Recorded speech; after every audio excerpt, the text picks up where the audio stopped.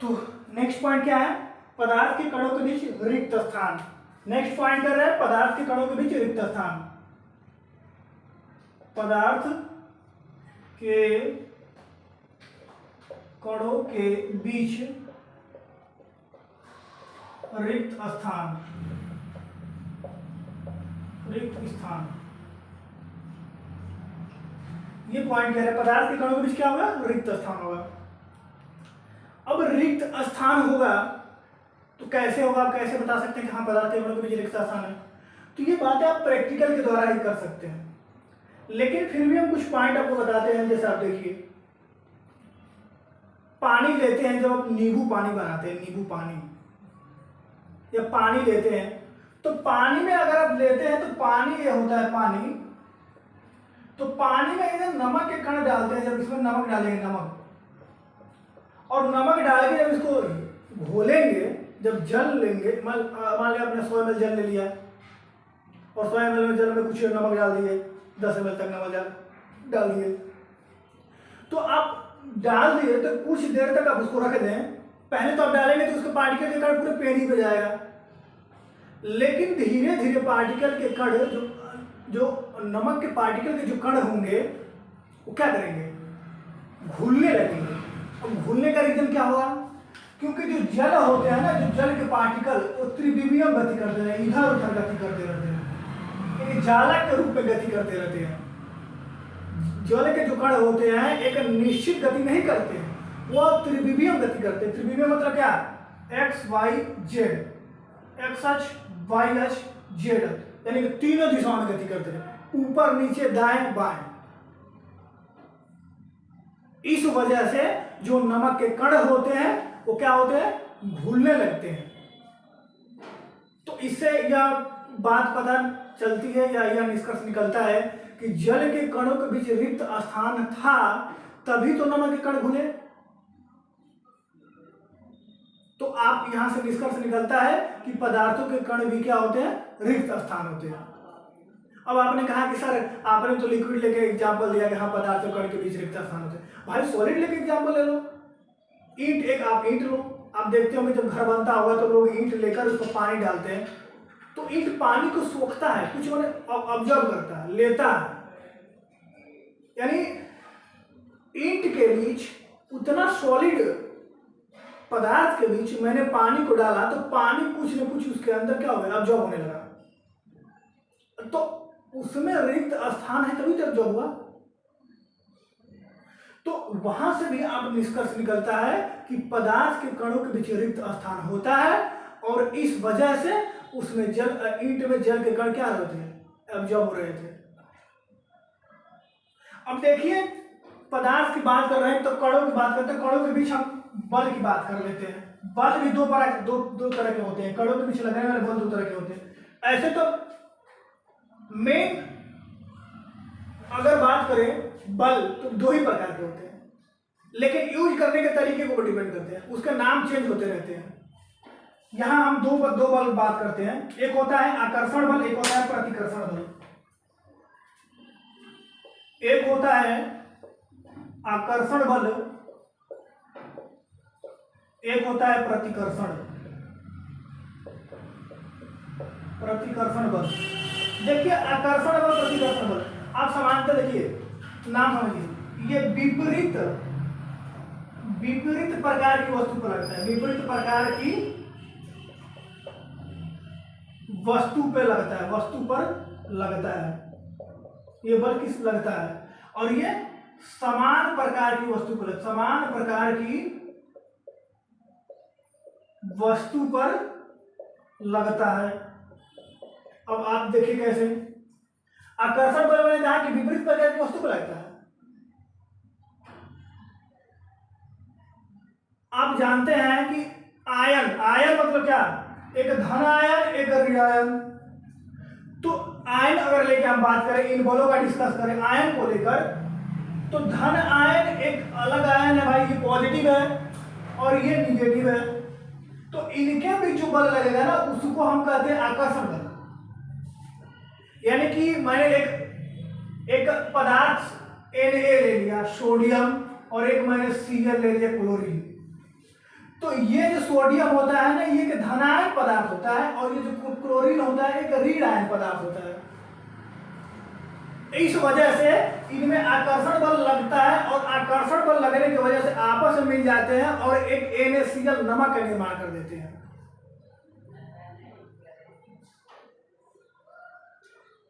यानी कि ये जो Na है, ये जो सोडियम है एक धनायन होता है।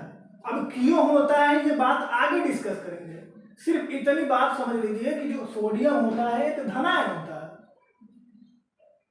और क्लोरीन जो होता है ऋण आयन होता है। तो हमने बताया कि जो आकर्षण बल होता है एक विपरीत प्रकार की वस्तु में लगता है, और यह एक अट्रैक्ट वाला बल होता है। ये आपस एक दूसरे की तरफ खींचा जाता है। मतलब ये सोडियम हो गया, ये Cl हो गया, तो ये दोनों आपस में इसे चिपकेंगे, खींचेंगे।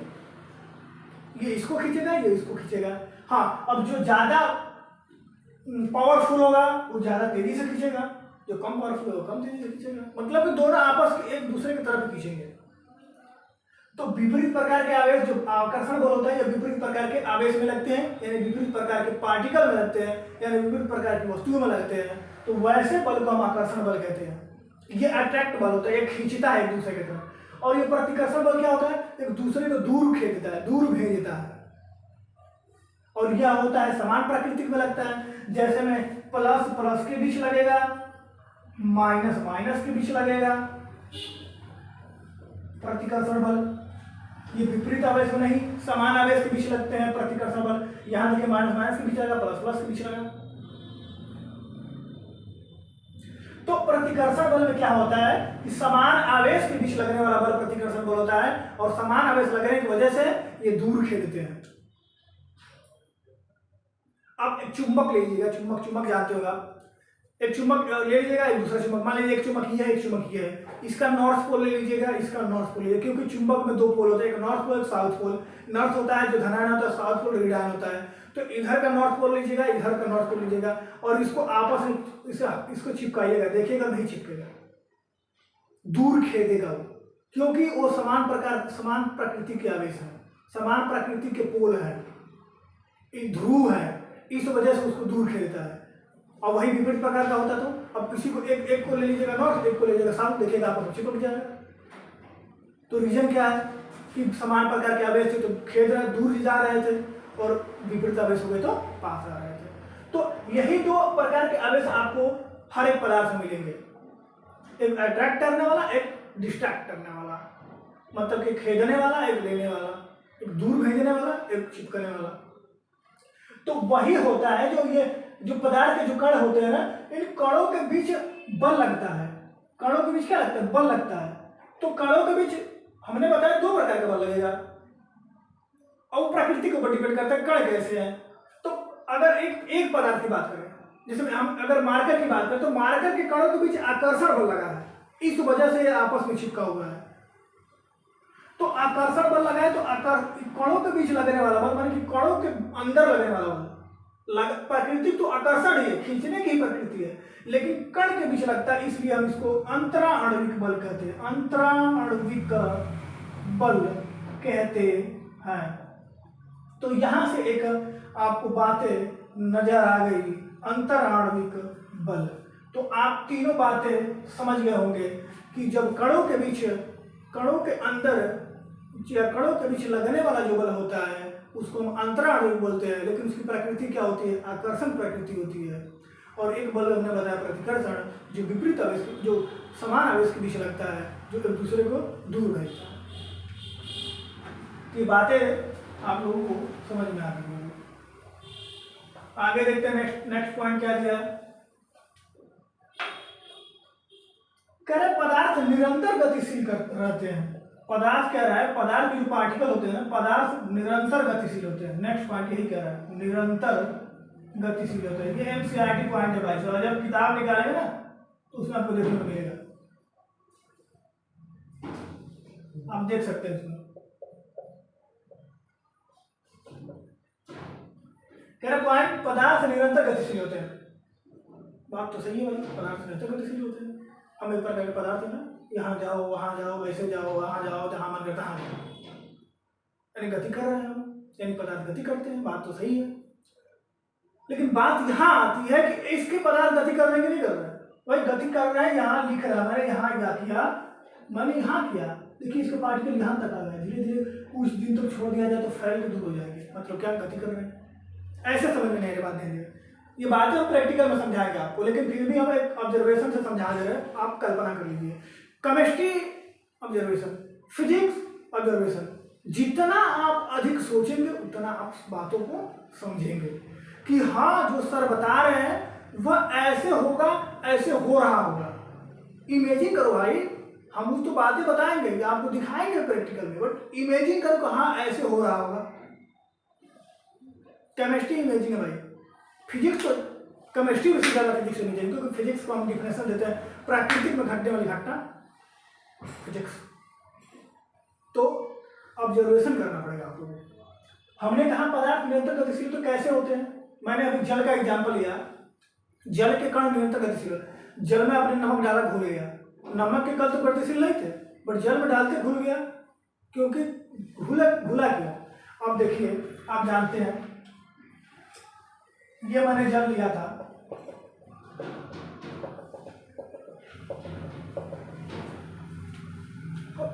इसमें मैंने नमक के कण डाले, तो नमक के कण जाकर पेनी में बैठ गया, तो जब पेनी में तो बैठ जाना चाहिए था ना, फिर ऊपर आके घुला मिला जल, तो क्यों घुला।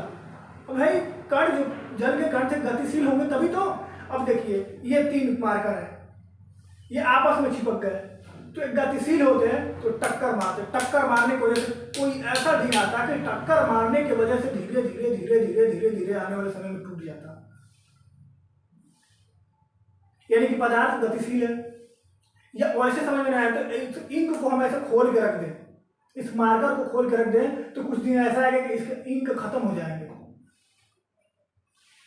क्यों? क्योंकि पदार्थ के कण गतिशील होते हैं, ये गति करते करते करते करते खत्म हो जाएगा धीरे धीरे।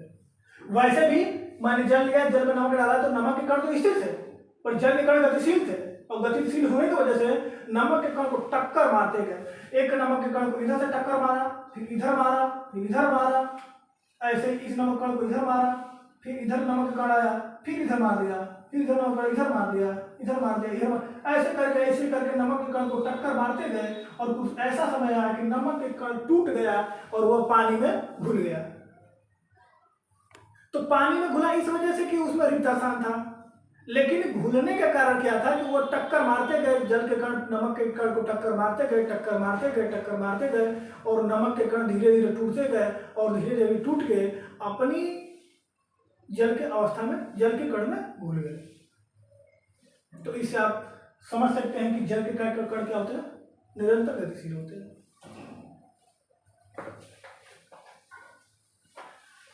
अब देखिए नेक्स्ट पॉइंट क्या कह रहा है, वही पदार्थ आकर्षण पदार्थ की बात कर रहे हैं। नेक्स्ट पॉइंट आपको दिया होगा पदार्थ के बीच आकर्षण प्रतिकर्षण, तो मैंने आपको बता दिया है, अब देख लीजिएगा वहां से, वही सब उस पॉइंट को नोट कर लीजिएगा, नोट डाउन कर लीजिएगा। वही नेक्स्ट पॉइंट दिया है एनसीईआरटी में कि पदार्थों के कण के बीच आकर्षण बल, वही मैंने बताया आकर्षण बल, आकर्षण और प्रतिकर्षण, वही पॉइंट दिया है मैंने बताया ना अभी। ये प्लस के बीच समान आवेश के बीच लगता है, और ये विपरीत आवेश के बीच लगता है, ये जो होता है आकर्षण प्रतिकर्षण। समान पदार्थ के बीच लगता है तो प्रतिकर्षण, विपरीत पदार्थ के बीच लगता है तो आकर्षण। अब देखिए नेक्स्ट पॉइंट है स्टेट ऑफ मैटर, पदार्थ की अवस्था। इसको डिस्कस करते हैं पूरा डिटेल से।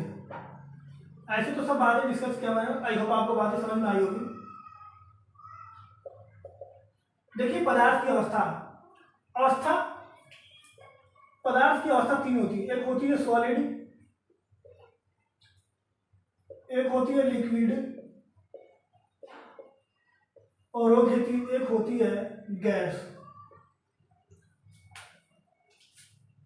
ठोस अवस्था, द्रव अवस्था, गैस अवस्था, ये 3 पॉइंट पदार्थ की अवस्था के। इस टाइम तो एक और नोट कर लीजिएगा, इसके बीच एक प्लाज्मा अवस्था आता है, प्लाज्मा अवस्था, और इसके बीच बोस अवस्था आता है। तो इतना आप नोट डाउन करिए, उसके बाद एक एक पॉइंट को डिटेली डिस्कस करते हैं। पदार्थ की कितनी अवस्था? ठोस अवस्था, लिक्विड, गैस, मुख्य रूप से 3, लेकिन इस टाइम प्लाज्मा आ गया है, बोस आ गया है, लेकिन मुख्य रूप से हम किताब के अंदर एनसीईआरटी के अंदर देखें तो 3 ही है, ठोस, द्रव, गैस, ठोस, द्रव, गैस। आइए हम लोग एक एक करके डीपली डिस्कस करते हैं। पहला देखते हैं ठोस, सॉलिड स्टेट, ठोस अवस्था, सॉलिड स्टेट, ठोस अवस्था।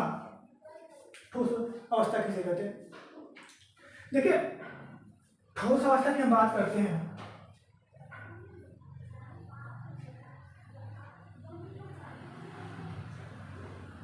ठोस पदार्थ वे पदार्थ होते हैं जिसकी आकृति एवं आयतन निश्चित होते हैं, उसे हम ठोस पदार्थ कहते हैं। यही डिफिनेशन इसका है। ठोस पदार्थ वे पदार्थ होते हैं जिसकी आकृति एवं आयतन निश्चित होते हैं, उसे हम ठोस पदार्थ कहते हैं। नोट डाउन करते रहिएगा। लिक्विड स्टेट किसे कहते हैं?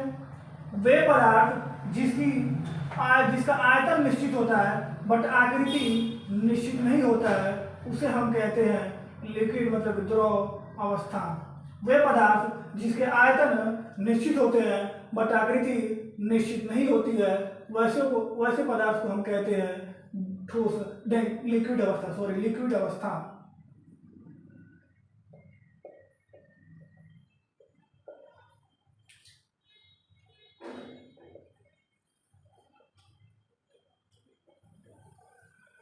अब देखिए, आप यहाँ पर देख सकते हैं 3 फिगर दिखाई दे रहे होंगे, एक सॉलिड स्टेट का, एक लिक्विड स्टेट का और एक गैसेस स्टेट का। 3 फिगर आपको दिखाई दे रहे होंगे। तो हमने सॉलिड स्टेट की बात की, तो सॉलिड स्टेट में क्या निश्चित होता है? तो इसमें आयतन भी निश्चित होता है और आकृति भी निश्चित होता है। ये दोनों क्या होते हैं? निश्चित होते हैं। बातें करेंगे क्यों निश्चित होते हैं। इसमें आयतन निश्चित होता है बट आकृति अनिश्चित होती है। इसको चाहे तो आप नोट डाउन कर सकते हैं। गैस में आयतन एवं आकृति दोनों अनिश्चित होते हैं। ये बातें रही। आइए डिस्कस करते हैं एक एक पॉइंट को। ठीक है, सॉलिड स्टेट उसे कहते हैं जिसके आयतन एवं आकृति दोनों निश्चित होते हैं, उसे हम सॉलिड स्टेट कहते हैं। अब ये हमने क्यों कहा कि निश्चित क्यों होते हैं? क्योंकि जो पार्टिकल होते हैं ना, इनके जो पार्टिकल कण होते हैं बहुत ही नजदीक होते हैं। इन पार्टिकल के कणों के बीच रिक्त स्थान नगण्य होता है और इनके अणुओं के बीच आकर्षण बल बहुत अधिक होता है। इनके बीच आकर्षण बल जो होता है, आकर्षण मतलब जिसको हम बोलते हैं अंतराणविक बल, आकर्षण बल, ये बहुत हाई होता है, लेकिन ऊर्जा जो होती है क्या होती है? कम होती है, ऊर्जा कम होती है। ठीक इसके विपरीत आकर्षण बल ज्यादा होता है बट इसके कंपेयर में कम होता है, और ऊर्जा इसमें ज्यादा होती है बट इसके कंपेयर में ज्यादा होती है। अब इसमें जो होता है आकर्षण बल जो होता है नगण्य होता है और ऊर्जा ज्यादा होती है। तो सॉलिड स्टेट के पार्टिकल पास क्यों होते हैं, इनके बीच रिक्त स्थान क्यों नहीं पाया जाता है, यही हम डिस्कस करेंगे। तो हमने आपको 2 पॉइंट बताया कि इसके जो आयतन एवं आकृति निश्चित होते हैं। अब आयतन आकृति निश्चित क्यों होते हैं? क्योंकि जो सॉलिड स्टेट के जो पार्टिकल होते हैं वह अत्यधिक आकर्षण बलों द्वारा बंधे होते हैं, उनमें ऊर्जा की मात्रा कम होती है। जिसमें ऊर्जा कम होता है उसमें बल ज्यादा होता है। अब देखिए, अगर बॉडी से लिया जाए, बॉडी पार्ट से लिया जाए तो यह बात गलत हो जाएगी।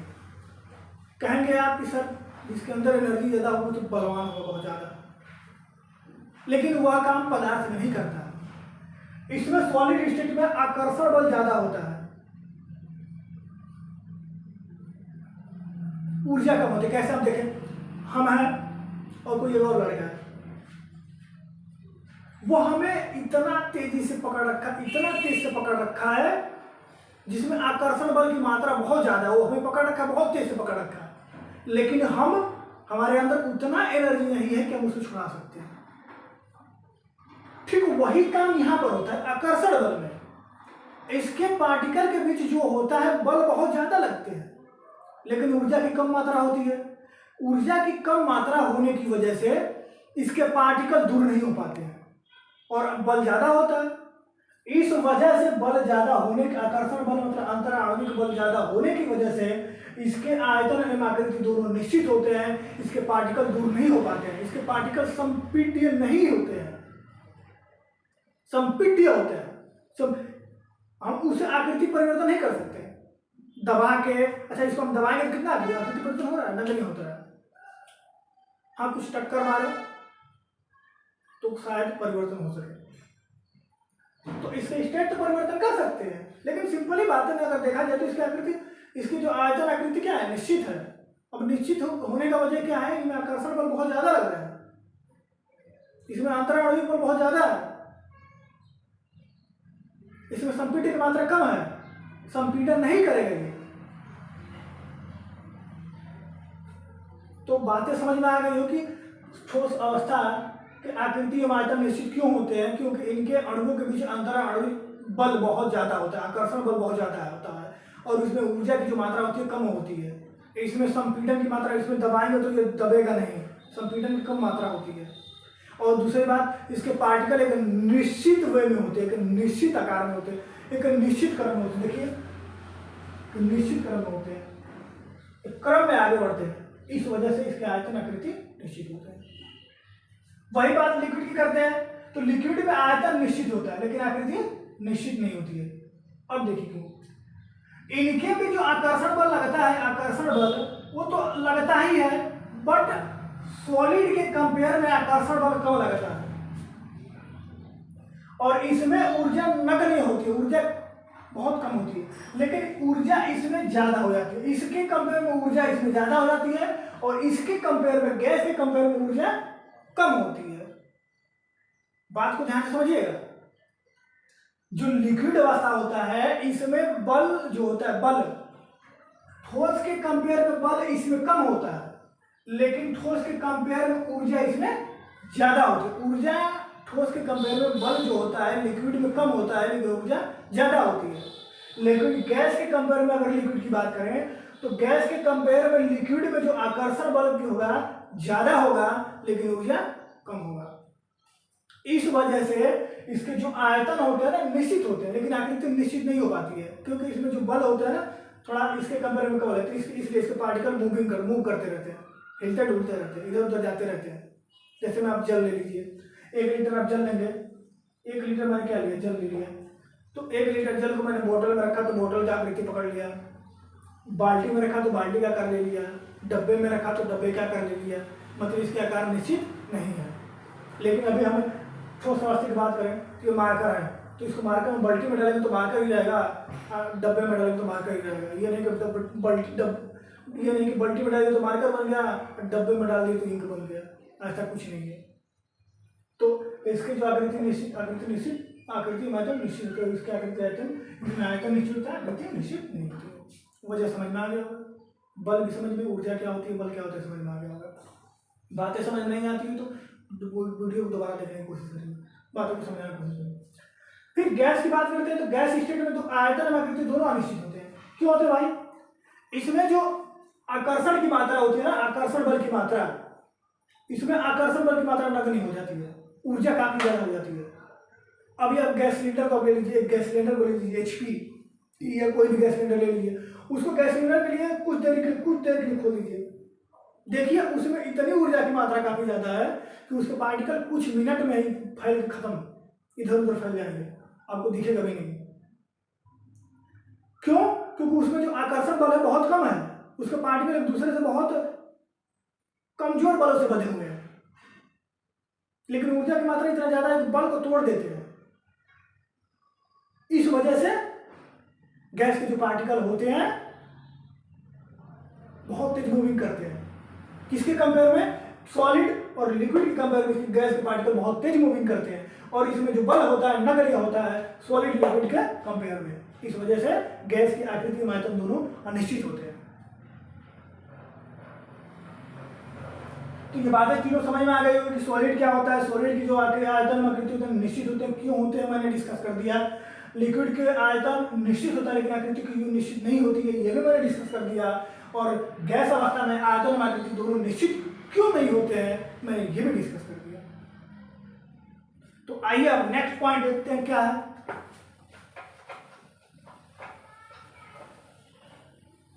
इससे प्रैक्टिकल करेंगे, बताएंगे प्रैक्टिकल करेंगे। मैंने कहा ना कि जो जितने भी प्रैक्टिकल है एनसीईआरटी ने जितने भी प्रैक्टिकल फॉलो किया है सब हम प्रैक्टिकल करेंगे।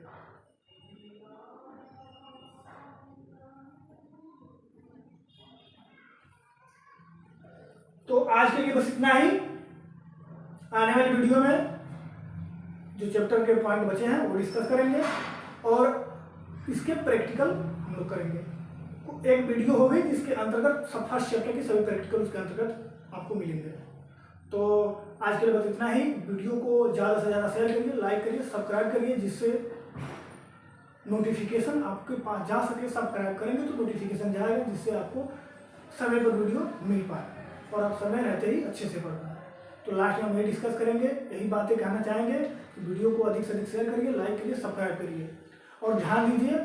पढ़ने का कोशिश करिए तो समझ के पढ़ने की कोशिश करिए, न कि रट्टा मारने की। रट्टा मारेंगे तो आगे चल आपको ही दिक्कत होगी, हमको दिक्कत नहीं होने वाली। हम टीचर हैं, आपको समझा देते हैं। अगर आप समझ के बातें पढ़ें तो आगे चल के आप बहुत ही अच्छे मार्क्स लाने वाले हैं और आपकी लाइफ भी अच्छी बनने वाली है। रट्टा मारेंगे तो आपके नुकसान होगा। तो थैंक्स गाइस, आने वाले वीडियो में फिर मिलेंगे, तब के लिए बाय।